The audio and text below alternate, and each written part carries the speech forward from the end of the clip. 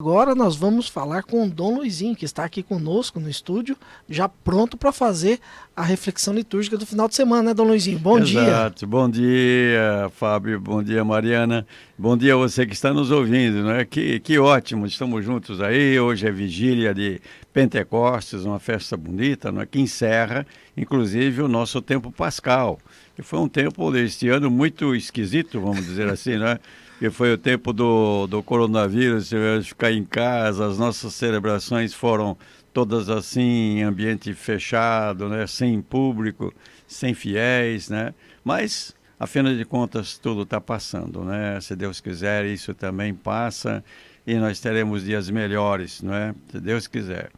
Mas, Fábio, nós estamos então na véspera, a vigília, não é? De Pentecostes. Então, a missa de hoje de noite, amanhã, será a missa do Espírito Santo, o Divino Espírito Santo, que é a terceira pessoa da Santíssima Trindade, né? Como nós dizemos. Mas quem realmente é o Espírito Santo, né? É isso que a gente precisa compreender, né? O Espírito Santo, será que é uma pomba? Não, o Espírito Santo não é pomba. Ele apareceu em forma de pomba quando Jesus foi batizado, mas ele apareceu de outras maneiras. Quem é o Espírito Santo?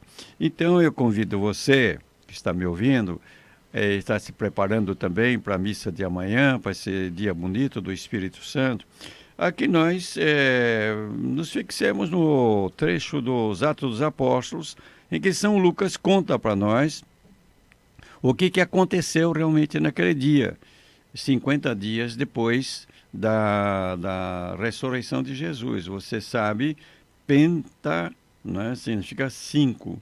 Pentecostes, 50 dias. É uma palavra grega, né, que entrou no nosso vocabulário. Então, o que aconteceu 50 dias depois que Jesus ressuscitou? Aqui nós temos então os apóstolos com Nossa Senhora, família de Jesus, outras mulheres, reunidos todos eles naquela sala, naquele cenáculo, não é? Que existe até hoje em Jerusalém, né? E 9 horas da manhã, a cidade estava cheia de gente, porque era uma festa que celebrava para os judeus o começo da colheita e significava também, era uma lembrança, vamos dizer, da entrega dos 10 mandamentos para Moisés, né? Então era uma festa grande, tinha muita gente na cidade. 9 horas da manhã. De repente, olha o que diz aqui São Lucas, nos Atos dos Apóstolos, capítulo 2, versículo de 1 a 11, né? De repente, veio do céu um barulho como se fosse uma forte ventania que encheu a casa onde eles se encontraram. Então apareceram línguas como de fogo que se repartiam e pousavam sobre cada um deles. Aqui já nós temos, ele fala isso, depois ele vai dizer, o Espírito Santo estava descendo sobre eles, não é? Aqui nós temos alguma coisa que nos faz entender quem é o Espírito Santo. Veja, o vento e a palavra Espírito, na língua que foi escrito o Evangelho, é pneuma, é a mesma coisa, né? Significa as duas coisas, tanto o Espírito como também o vento. Quando você lê a Bíblia, você vai notar uma coisa interessante. O vento. Quando Deus criou o homem não vivia. Deus soprou sobre o homem. Esse sopro de Deus foi o quê? A comunicação da vida. Então, o vento, o sopro, é a comunicação da vida. Deus comunica a vida ao ser humano. Quando você vai continuando a ler a Bíblia, você vai encontrar no livro de Ezequiel uma das visões impressionantes que ele tem. Ele se acha no meio de uma grande planície, muita grande aquela planície, cheia de ossos humanos ressequidos. E Deus pergunta para ele, você acha que eu posso fazer desses ossos um povo? Ele disse, o senhor é que sabe. E aí então começaram aqueles ossos a se juntar, né? Criar carne, criar pele, tudo, né? Os cabelos, tudo mais. E aí então vem um vento suave e aquelas pessoas, homens, mulheres, começam a viver. É o vento, é a comunicação da vida. Deus comunica a vida. Aqui nós temos primeiro modo como o Espírito Santo aparece, é o vento. Então, o que significa? A gente vê o Espírito Santo é a vida. E realmente, se você meditar quem é Deus, a Santíssima Trindade, você vai ver. O Pai gerou o Filho. O Filho é gerado pelo Pai. A vida é o Espírito Santo. O Espírito Santo é a vida de Deus. Então, quando a gente olha aqui, vê quem é o Espírito Santo, é a vida de Deus, a gente percebe, mas comunica a vida para quê? E aqui então a gente tem uma coisa muito interessante, Fábio. Amanhã é aniversário do nascimento da igreja. Por quê? Nós temos um grupo de pessoas. Era um grupo de pessoas. Os apóstolos, não é?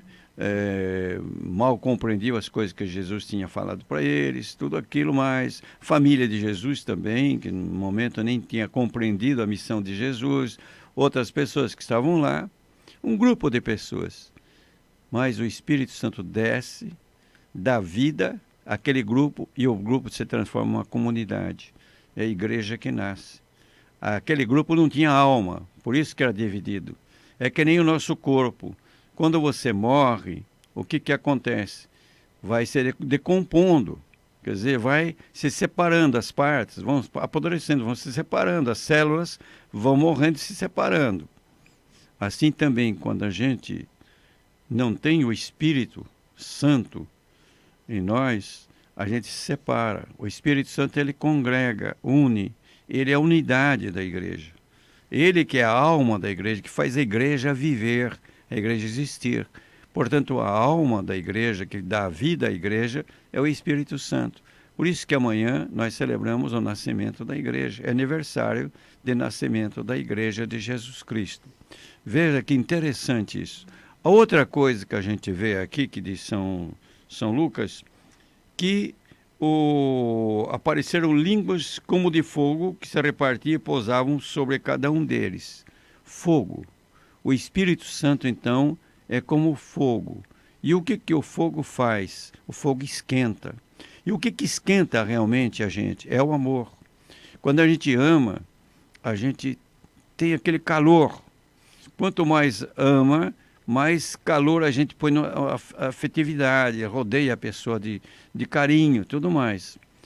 O Espírito Santo em Deus é o amor de Deus. O Pai ama o Filho é amado pelo Pai e ama o Pai. O amor é o Espírito Santo. Então, quando você quiser saber quem é o Espírito Santo, é a terceira pessoa da Santíssima Trindade. Mas quem que é realmente o Espírito Santo?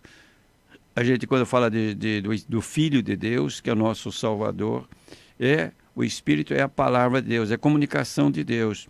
E o Espírito Santo é a vida de Deus, o amor de Deus. Então, a gente está realmente naquilo que é o principal. Quem é o Espírito Santo? E aí a gente percebe o que acontece. Ele desce em línguas de fogo. Por que línguas de fogo sobre cada um deles? Que a língua nos leva a falar. Nós falamos, não é? Então, o Espírito Santo, sempre quando desce, ele faz a gente anunciar. A gente sente o fogo de Deus de nós e a gente sente a necessidade de anunciar quem é Deus e anunciar a salvação de Jesus Cristo, o reino de Deus. Então, o Espírito Santo, ele é o Espírito que nos empurra, não é? Nos empurra para realmente anunciar o reino de Deus. Então, aqui nós temos nesse trecho de São Lucas, realmente quem é o Espírito Santo. E a gente vê o que acontece naquele momento. Então, ele vai dizer, o São Lucas, que se reuniu muita gente na frente da casa. Ouviram o barulho do vento, chamou a atenção. E aí, então, o que aconteceu? Quando ouviram o barulho, juntou-se a multidão e todos ficaram confusos, pois cada um ouvia os discípulos falar em sua própria língua. Isso aqui que é interessante, porque havia gente de todos os países que vinham a Jerusalém para a festa. E eles viram sair aqueles homens, aquelas mulheres, e principalmente quem falou mais foi São Pedro. Então, ele falava na língua dele e todo mundo entendia. Então, o Pentecostes é interessante, ao contrário de Babel, né? A Torre de Babel, você deve lembrar daquele trecho da Bíblia, né? Os homens resolveram fazer uma torre tão grande, que chegasse no céu, porque eles pensavam que o céu era lá em cima, né? E então, diante daquele orgulho, querer ser Deus, como Deus, não é? Deus envia a confusão das línguas, e eles não se entendiam mais, e aí se separaram. Esse é o trecho de Babel. Agora, Pentecostes, não, é o contrário, falam a língua e todos entendem a língua em que eles falavam. E aí então Pedro anuncia o Evangelho de Jesus, o que aconteceu, o que estava acontecendo naquela manhã, etc.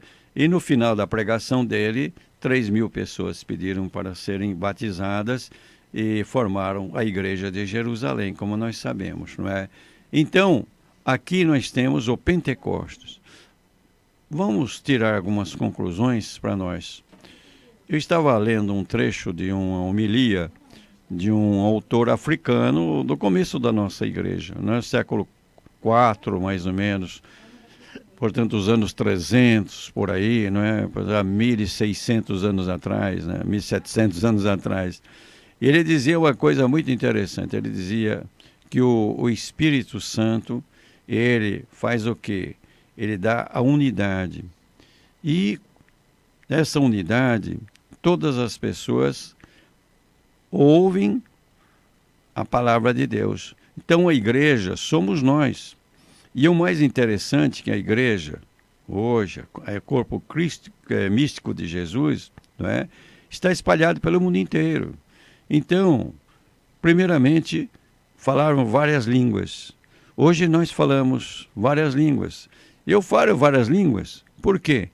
Porque eu pertenço a um corpo, que é o corpo de Cristo, que está espalhado pelo mundo, e nesse corpo tem gente que fala japonês, tem gente que fala chinês, tem gente que fala francês, tem gente que fala inglês, tem gente que fala português, né? Então eu falo várias línguas, porque eu pertenço ao corpo místico de Jesus Cristo, né? Em que todas as línguas são faladas, mas embora todas as línguas faladas, todos nós entendemos o que é o principal, que é o anúncio do reino de Deus. Veja que interessante. Agora, eu vou pedir licença para você, para a Mariana também. Vamos pegar o trecho do Evangelho que vai ser proclamado amanhã, que é de João. É o capítulo 20, versículos de 19 a 23. Aqui nós temos, então, o dia da ressurreição, domingo da ressurreição. Então, as portas fechadas, Jesus aparece, a paz esteja convosco, Jesus mostra as chagas, ficam felizes.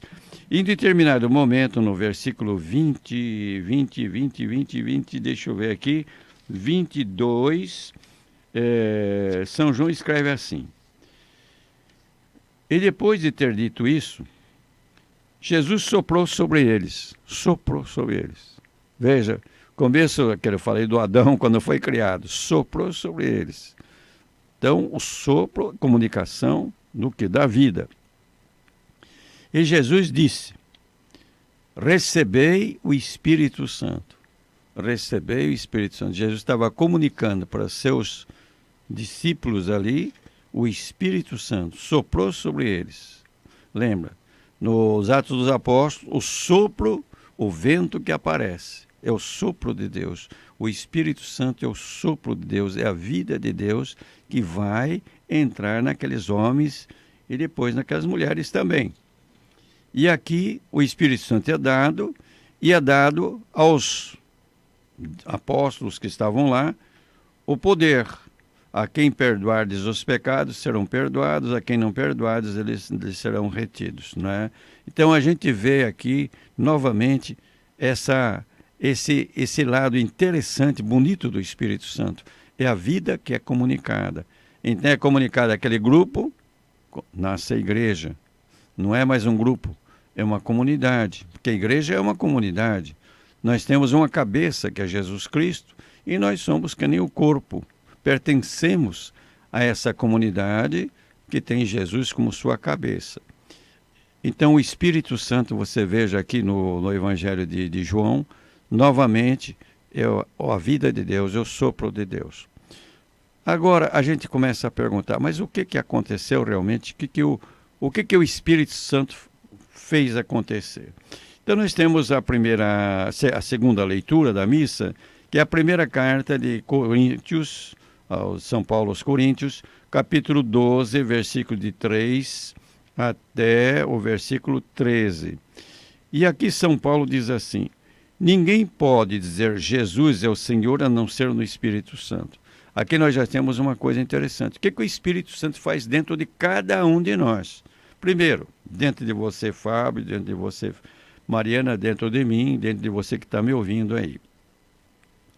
Nós, quando temos o Espírito Santo, nos deixamos guiar pelo Espírito Santo, a gente tem experiência de Jesus como nosso Senhor. Quer dizer, nós então não somente falamos, mas aquilo é realmente alguma coisa que a gente sente, que a gente degusta, né? Quer dizer, Jesus é o Senhor, Jesus é o Senhor, o meu Salvador, Jesus é tudo. E, em consequência, eu vou olhar para o Pai de Jesus e dizer assim: Pai nosso, Abá, que é carinhoso, paizinho, querido. Quer dizer, eu me sinto filho de Deus. Você, Mariana, se sente filha de Deus. Nós nos sentimos filhos de Deus, né? É o Espírito Santo que nos faz realmente ter essa experiência. Não é só dizer, mas a gente viver realmente. Isso se torna a vida da nossa vida. Então, a primeira coisa, o Espírito Santo nos dá a experiência de Deus. É o Espírito Santo que nos faz realmente abrir o nosso coração, não somente a nossa mente também, mas nosso coração, para ter a experiência de Deus, que é uma coisa muito importante, não é? Se a gente não tem isso, a gente não tem convicção. Então a religião se torna assim, meu pai era católico, minha mãe era católica, eu sou católico, mas realmente você tem a experiência de Deus na sua vida dentro da Igreja Católica? Quer dizer, é realmente alguma coisa que entrou dentro de você?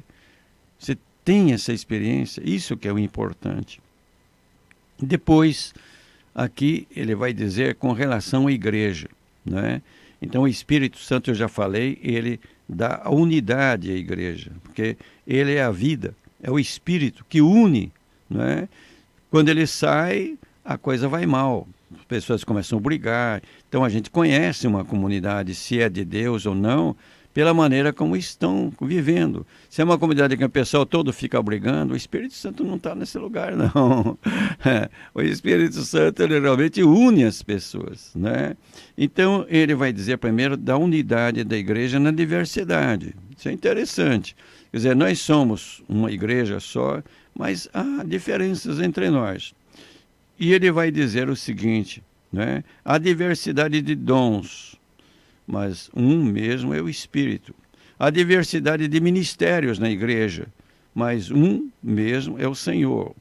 Há diversidades, diferentes atividades, mas um mesmo Deus que realiza todas as coisas em todos.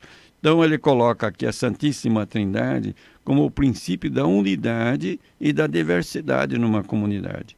Porque na comunidade tem pessoas mais variadas, né? Tem pessoas que têm jeito para cantar, outro, se cantar, desafina, estraga, não sabe cantar. Tem gente que sabe ler, o outro não sabe ler, não tem esse dom. Tem gente que sabe ensinar, não é? Tem gente que sabe o quê? O dom de visitar doentes, etc. É um dom, nem todo mundo tem os dons são diferentes. Mas o que acontece?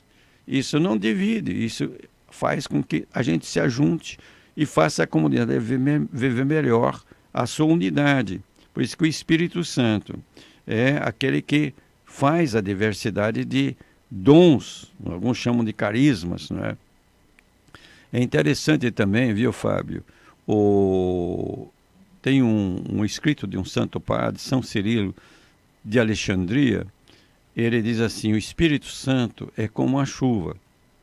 A chuva é a mesma. Cai sobre a terra e o que acontece? A laranjeira vai, com aquela água, naturalmente, vai fazer crescer, vai produzir laranja. A mangueira vai dar manga. Então, a chuva não vai fazer a laranjeira da manga e a mangueira da laranja. Então, assim é o Espírito Santo. Cada um recebeu os dons de Deus. Cada um tem um dom. E o que o Espírito Santo faz? Ele ajuda a pessoa a desenvolver aqueles dons e colocar em benefício da comunidade, né? É muito interessante essa comparação, porque a gente entende, né? O que o Espírito Santo, por que ele não faz uma pessoa que não sabia cantar maravilhosamente aí? Não, porque aquela pessoa recebeu aqueles dons. Então ele vai ajudar a pessoa a desenvolver aqueles dons que tem. Se você sabe cantar, vai ajudar você a cantar bem, para a glória de Deus, né? Ajudando a comunidade. Se você sabe ler, vai ajudar você. Agora, não vai mudar a natureza das pessoas. Então, é interessante essa presença do Espírito Santo, vida de Deus e também a força de Deus, não é? Depois, ele vai dizer assim, a cada um é dada a manifestação do Espírito em vista do bem comum.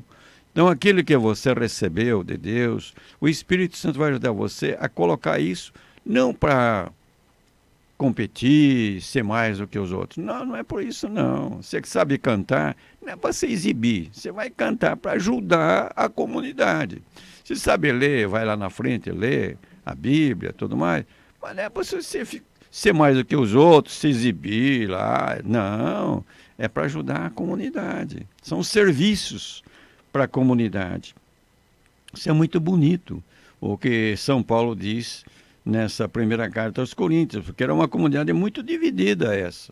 Foi muito trabalhosa para São Paulo, né? E depois ele vai dizer, São Paulo, né? Como o corpo é um, embora tenha membros, e como todos os membros do corpo, embora sejam muitos, formam um só corpo, assim também acontece com Cristo. Quer dizer, a comparação com o corpo, nós chamamos de corpo místico.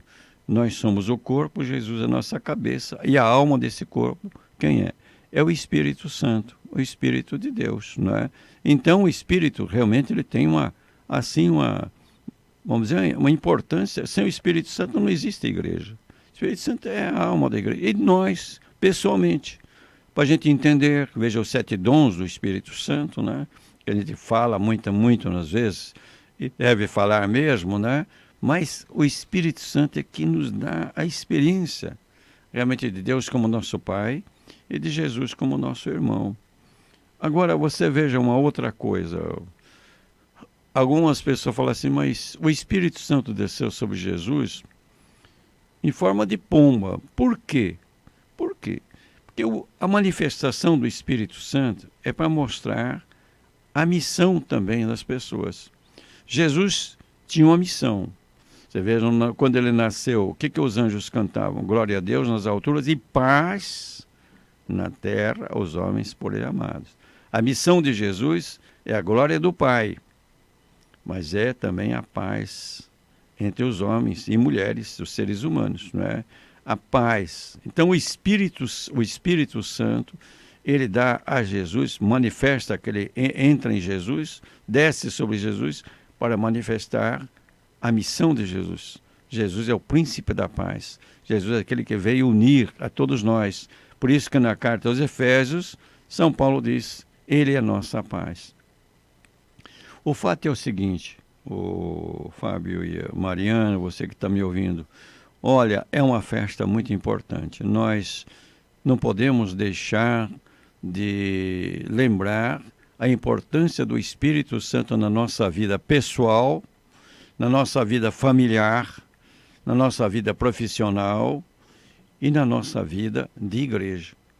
Ele é realmente a vida e o amor de Deus que é derramado pelo Pai e pelo Filho sobre nós, para que nós sejamos aquela igreja que Jesus imaginou para nós. Uma igreja de pessoas que estão cada um fazendo o que recebeu de Deus, mas para a unidade, não para dividir as comunidades, mas para unir as comunidades e serem aquilo que Jesus pediu na última ceia, no capítulo 17, que eles sejam um, para que o mundo acredite que tu me enviaste. A oração que Jesus faz ao Pai. Então o Espírito é a vida, o amor, traz para nós a unidade e a experiência de Deus. Tá bem, Fábio? Mas está muito mais do que bem.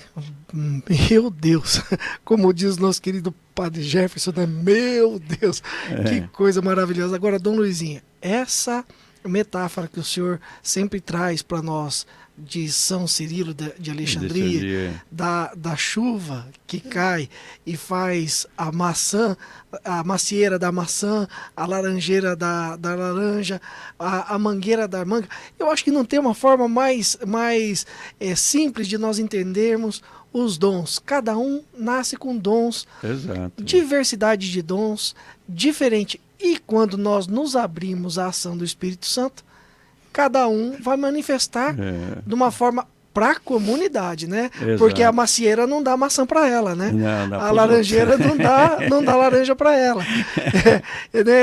Por isso que essa metáfora é tão bonita, né? Porque o fruto não é para a árvore, é para os outros, é oferecido para os outros. Exato, então, tem razão. E aí os outros podem vir e pegar da maçã, da macieira a maçã, da laranjeira a laranja. Então essa diversidade de frutos é o Espírito Santo que faz com que floresça, que cresça, e cada um tem uma coisa diferente. Tem uns que nasceram para ser bispo, né? Tem outros que nasceram para ser padre, outros nasceram, né? Não é verdade, outros nasceram para... E dentro dessa missão de cada um, que bonito, né, Dom Luizinho? Que o Espírito Santo é que conduz, e a gente percebe isso quando a pessoa se abre à condução do Espírito Santo, que coisa maravilhosa. Pois é, bonito, e depois bonito, viu, Fábio, é o seguinte... Deus não quer robôs. Verdade. Deus quer pessoas humanas, homens e mulheres, diferentes um do outro. E as diferenças não devem dividir, devem unir. A gente se completa, né? A gente vai se completando quando a gente começa a entender isso. E quem é que faz realmente a gente vencer a tentação de fazer das diferenças competição e... É o Espírito Santo, que ele abre a nossa mente e faz, olha, há um horizonte maior. Qual é o horizonte maior? A comunidade. Então, nós todos temos de desenvolver nossas capacidades que vieram conosco. Nós recebemos, antes de nascer, já vem com... As gerações vão trazendo, né? A família, afinal de contas, nossos antepassados... Então, ajuda a gente a desenvolver tudo isso, mas para construir um mundo diferente. Você imagine se isso acontecesse, essa utopia, vamos dizer, esse sonho, em termos de mundo. Como o mundo seria muito diferente, não é? Então, acabariam essas brigas, guerras, competições ruins, né? Todas essas coisas. A gente trabalharia todo mundo para o bem comum. E é justamente a proposta, quando fala da igreja, para viver a igreja, a comunidade viver isso, justamente para ser um sinal, como pegando um pouco a comparação de Jesus, né, como uma cidade colocada em cima do monte. Todo mundo vê e falou, puxa vida, por que nós não vivemos dessa maneira? Né? Esse seria um mundo muito diferente. Eu acho que é realmente a festa de Pentecostes, eu acho muito bonita. Não é? Sempre achei, lá em Manaus, quando estava lá, começamos, na minha época lá, não fui eu que inventei, o pessoal que começou, Pentecostes a gente celebrava numa grande concentração arquidiocesana. Nós chegamos a reunir 100 mil pessoas, né? Realmente, esse ano acho que não vai ter, né, por causa da epidemia, e Manaus está lá, realmente muito assolada por isso, né?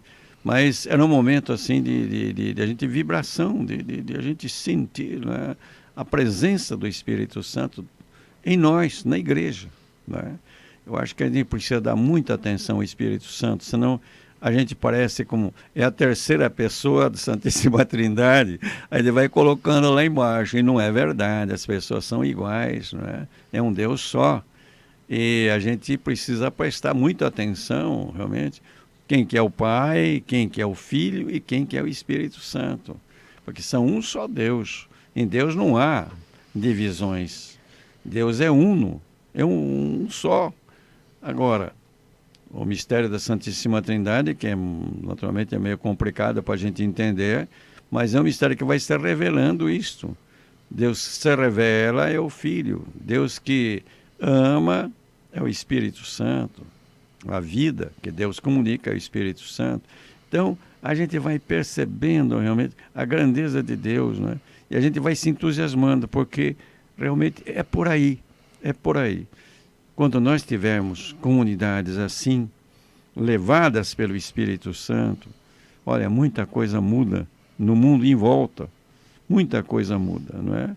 E o mundo precisa, como nunca precisou, hoje, nos dias que estamos vivendo, de provas de amizade, de fraternidade, de solidariedade, e a igreja tem essa missão. Que bonito, Dom Luizinho, que bonito. Dom Luizinho, nós estamos com o nosso tempo aqui, mas eu gostaria só de colocar uma pequena experiência minha que eu estava lembrando agora da época de catequese, que eu era catequizando. Eu tinha medo do medo entre aspas, né? Da oração sacerdotal de São João, quando Jesus falava que queria que todos fossem um com ele, porque ele estava com o Pai. E eu imaginava, mas se a gente for ficar tudo um com Jesus, quer dizer que vai acabar o Fábio, vai ser tudo igual, isso que o senhor falou de robô, né? Então vai ficar todo mundo igualzinho.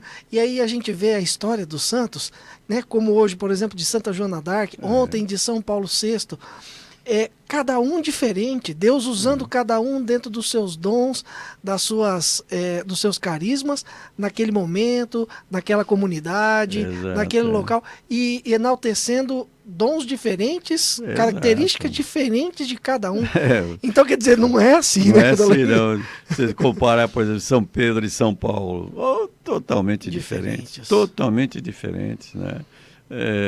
Você vai comparar, por exemplo, São João, apóstolo, evangelista, né, com São Paulo, totalmente diferente, né? E, no entanto, você veja, todos eles receberam carismas diferentes, mas contribuíram realmente para a unidade da igreja, né? Quer dizer, puseram seus dons e inclusive suas fraquezas, né? Sim. A gente pensa, o santo, nossa, nunca fez pecado nenhum. Fizeram também, são humanos, todos nós, né? Mas o importante é como enfrentaram as suas fraquezas, como Deus manifestou a sua força, né? Isso é bonito ver a diferença. É até uma coisa muito engraçada, a gente às vezes comparar um santo com outro, não é? É verdade. A gente vê coisas muito, muito interessantes. Uns nasceram santo, como São Padre Pio, outros foram se tornar santo com mais de 30 anos de idade, como Santo Agostinho. Né? E alguns no fim da vida, né? Como o Dimas, o ladrão, justamente. O homem que roubou o paraíso. Que legal, o homem que roubou o paraíso. Bom, Dom Luizinho, nós temos realmente o nosso tempo aí já avançado e eu tenho certeza que o nosso ouvinte está esperando aquela bênção, Dom Luizinho. Tá, vamos dar aquela bênção, porque vocês têm uma bela festa do Espírito Santo, né? Nosso Senhor Jesus Cristo esteja diante de ti para te guiar. Amém. Atrás de ti para te proteger. Amém. Aos teus lados para te acompanhar. Amém. Pela intercessão da bem-aventurada sempre Virgem Maria, Mãe de Jesus e nossa mãezinha querida, de São José e de todos os santos, desça sobre ti a bênção de Deus Todo-Poderoso, Pai, Filho e Espírito Santo, e essa bênção permaneça para sempre. Amém.